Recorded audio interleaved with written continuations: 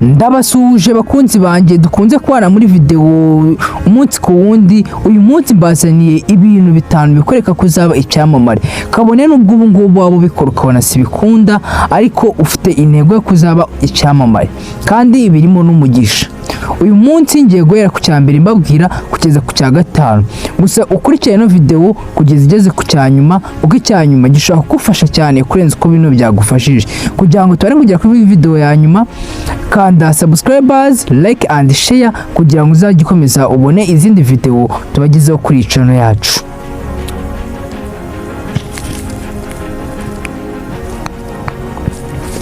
Ikintu cya mbere kikwereka ko uzaba icyamamare: ufite impano idasanzwe abantu batangarira cyane. Iyo ufite impano urabizi cyane, abantu benshi baba bafite impano zo gukina filime, kwandika ibitabo ndetse no kuririmba. Abantu benshi bagakunda gutangarira impano yawe. Icyo ni ikimenyetso cya mbere gikwereka ko uzaba icyamamare. Niba abantu bakubwira kenshi yuko uzi kuririmba cyangwa gukina filime ndetse no kwandika indirimbo, ibyo bintu biri mu bimenyetso bikwereka yuko uzaba icyamamare, kuko akenshi ibyamamare babizi bifite impano yo kwandika ibintu runaka kandi no kubikora neza. Ikintu cya kabiri kikwereka yuko uzaba icyamamare: ufite icyerekezo gihamye kandi ntujya ucika intege. Icyo ni ikintu cya mbere gikomeye kikwereka yuko uzaba umusitari. Niba mu bintu ukora byose utajya ucika intege, icyo ni ikintu gikomeye cyane gikorwa n'abasitari kandi n'abantu bifuza kuba ibyamamare. Ibyo bintu uko ukomeza kubyumva kugeza ku cya gatanu, umvamo ibintu bitatu birakwereka ko uzaba icyamamare nusanga ubishoboye. Abantu benshi bafite inzozi, ariko bake muri bo nibo bazikorera umunsi ku wundi, ariko abandi ntibajya bagerageza gukorera inzozi zabo kugira ngo zizagerweho uko babyifuza. Niyo mpamvu kudacika intege ari ikintu gikomeye cyane umuntu ufite inzozi zo kuzaba icyamamare akwiye gukora. Ikintu cya gatatu kikwereka ko uzaba umusitari cyangwa icyamamare: abantu benshi bagukurikira cyangwa bakwigiraho. Niba ufite abantu benshi bagukurikira cyangwa bakakwigiraho, ibyo bintu bikwereka yuko uzaba umusitari, kubera yuko akenshi abasitari tubigiraho ibintu byinshi.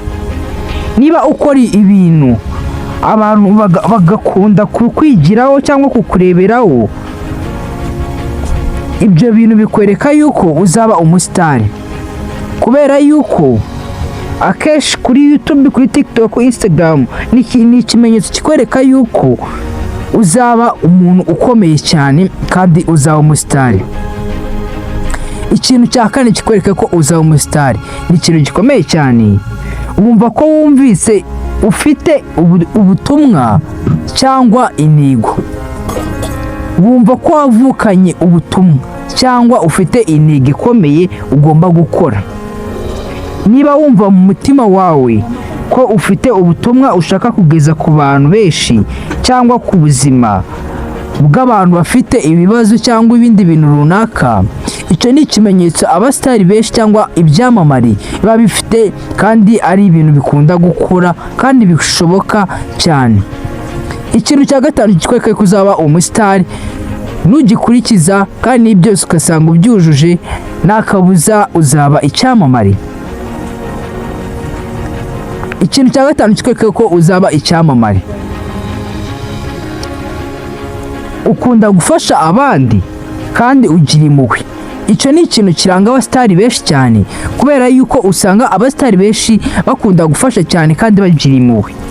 Icyamamare nyacyo ntabwo ari umuntu ukunda kwiyerekana gusa, ahubwo icyamamare ni ikintu gikunda kumva abandi kandi kikagerageza no gukora ibyo abandi bifuza, kikagerageza no kubafasha. Icyo nicyo kintu kiri mu bintu biranga icyamamare. Ese wowe iyi video hari ikintu igufashije? Niba ikigufashije, wibuke no kuyisharinga uyisangize bagenzi bawe. Ikindi kintu kikwereka yuko uzaba umusitari: ni ibyo bintu bitanu bizagufasha gutera imbere nubikurikiza kandi ugasanga ubyujuje. Mu nyandikire abandi bantu bakeneye ikiganiro kibabwira ibintu mwakora musanze ahangaha mudafitemo ibintu bikubereka ko muzaba abasitari, ibintu mwakora bigatuma muba abasitari. Icyo ni ikintu gikomeye cyane, muzanyandikire ubutaha nzabibereka. Ciao ciao, ndabakunda.